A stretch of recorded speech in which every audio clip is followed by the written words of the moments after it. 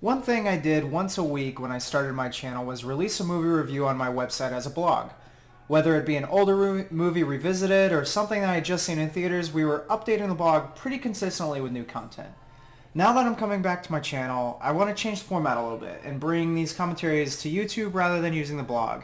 I think the medium better suits having just a conversation with the audience rather than having them read something that I wrote and probably have misspellings in, honestly. So, to start off, my first movie commentary that I wanted to do is Suicide Squad. This is a movie that I've recently seen, and it's been extremely divisive between critics and moviegoers. And at the time of this recording, the movie currently sits at a lower Rotten Tomatoes score than Batman v Superman had, and that's saying something. A lot of my friends and coworkers have been asking me about my opinion on the film and whether they should see it, so I figure this is a good one to start with. Well, I think that question, though, is always really complicated because it's different strokes for different folks. Everyone is going to have different opinion about something because we're all unique individuals with different likes and interests. So I can't simply say whether Suicide Squad is good for everyone or bad for everyone.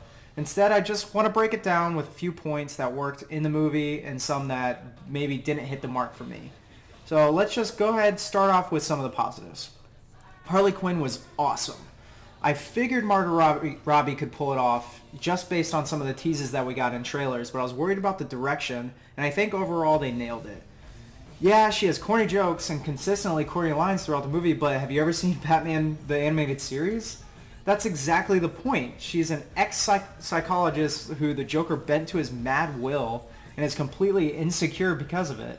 And on top of that, she's a total badass. Deadshot was amazing as well. I was worried we were going to get a super quippy Will Smith, who I love, don't get me wrong, but I didn't feel it was going to be a good niche for Deadshot. Instead, we got a character who's trying to figure out whether he's a good guy or a bad guy. He's providing for his daughter with something that he's really good at, but what he's really good at is killing people. In actuality, there's a moral line in the real world, whether it's good or bad to kill people, but this adds good conflict to the character, and again, we're talking about a comic book movie.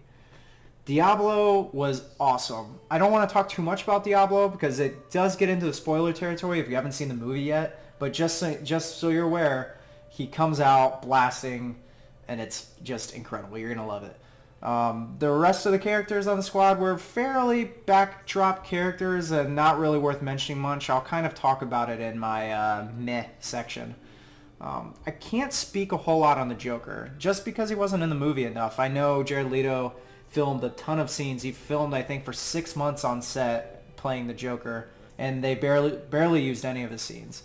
I didn't dislike Jared Leto's performance at all. I just didn't see enough of him to form an opinion. Hopefully there's going to be some kind of director's cut coming out that has all of his scenes in it. There was some stuff, though, that he did that was just kind of weird.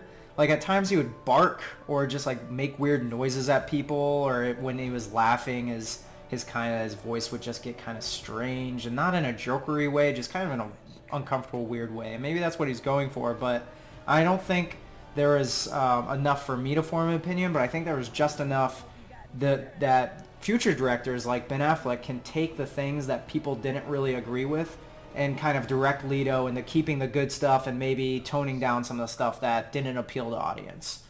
And speaking of Batfleck, they used just enough of Batman in my opinion. I think some people wanted more of it, maybe some people didn't want him at all. I thought it was just right. And he was only probably in the movie for about 2 to 3 minutes collectively, but it was still cool to see him interwoven into the story arc for some of the characters. And there's also a really awesome surprise cameo in Captain Boomerang's backstory that was pretty sweet. It's not a very long cameo whatsoever, but it's just kind of, a flash on the screen. The story was fine. It wasn't hard to follow. It wasn't convoluted. There were a couple of things that didn't make sense, that weren't explained at all in the film, and that might have just been the way the movie was cut. But overall, it was an action movie. There's a problem. Go there, shoot some stuff, done. Essentially, it's an action movie at the end of the day. It's a comic book movie. Very rarely, besides some of the Marvel movies, is there a deep story arc involved. And usually if it's a Marvel movie, it's a Captain America movie done by the Russo brothers because they're amazing. Anyway, now, some of the muh about the movie, in my opinion. Let's start with the third act. I won't go into spoils, but you can see a lot of what I'm going to talk about in the trailer. There's a big beam of light going into the sky, and it looks like it's going to bring doom upon the planet. just like in Fantastic Four, just like in the Avengers, just like in Thor Dark World, and so on and so on. It's a common theme amongst comic book action type movies. Directors I know are trying to give stake to the objective that the team is trying to work for, and it's getting the thing where every time there's some impending doom that is coming through a portal or something. And it's just kind of tiring. I thought the best break from this was something like Ant-Man. It was an origin story for a comic book hero that not a lot of people are familiar with, but it was a heist movie. It wasn't an end of the world, it was a mission. And I thought that was awesome. It would have been really cool for this movie maybe to append a little more of something like what the animated movie Suicide Squad Attack on Arkham did, where the squad has a storm into Arkham, break in amongst all, and you see all the other Batman villains, even through cameos or even just including the Joker. That was pretty cool. And they were just stealing something for Waller. It was a mission movie. It was a heist movie involving bad guys doing bad things. And it would make sense that they were breaking into something and stealing something.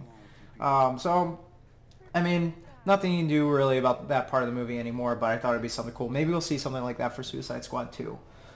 The other characters in the squad, like I said, just backdrop mess. But the biggest problem overall, in my opinion, was Killer Croc.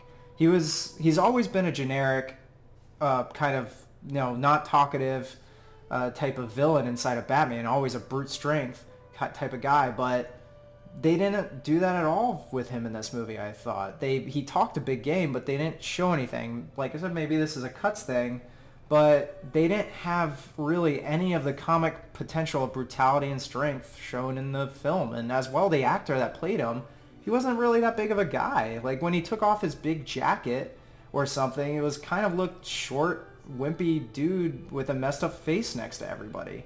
I mean, it was awesome. They used a practical mask, which I love. It wasn't just CGI the whole time, but I mean, put him on some stilts? I don't know. Or maybe get him to do some of those crazy Justice League style workouts we're seeing on Instagram and YouTube that the actors are posting to bulk him up a little bit. I don't know. He was weak. And then one other thing, I felt like the music artists that produced the songs for the soundtrack in the movie had it in their contract that they would have to hear their song loud and clear when watching the movie whenever the scene was used their song, because it was so loud. Like, I felt like a lot of the songs were just put in post-production. And obviously they are, but just tuned up. Like, the music was so much louder compared to other audio in some scenes that it was just hard to hear anything at times, and that was a huge complaint for my part, but that didn't affect the story at all. It was just an editing decision. I just don't agree with it. But other than that, general premise of the third act, a couple of mixed characterizations and some audio issues, I really enjoyed Suicide Squad. Did it have problems? Yeah. Was it the perfect movie or even the perfect comic book adaptation? Absolutely not. But did I have fun? Hell to the yes. And that's all the expectation I had going in this movie. I do not think it was worth the, 24% it has on Rotten Tomatoes, something like that. But that's just my opinion. Like I said, this isn't a review, just a commentary. But anyways, guys, did you see Suicide Squad? Did you enjoy it? Did you hate it? What do you think it deserves the Rotten Tomatoes score it has, and why? Let me know in the comments below. I'm really interested to have a conversation about it. But thanks for taking the time, everyone. And as always, I hope your day is beer and Skittles.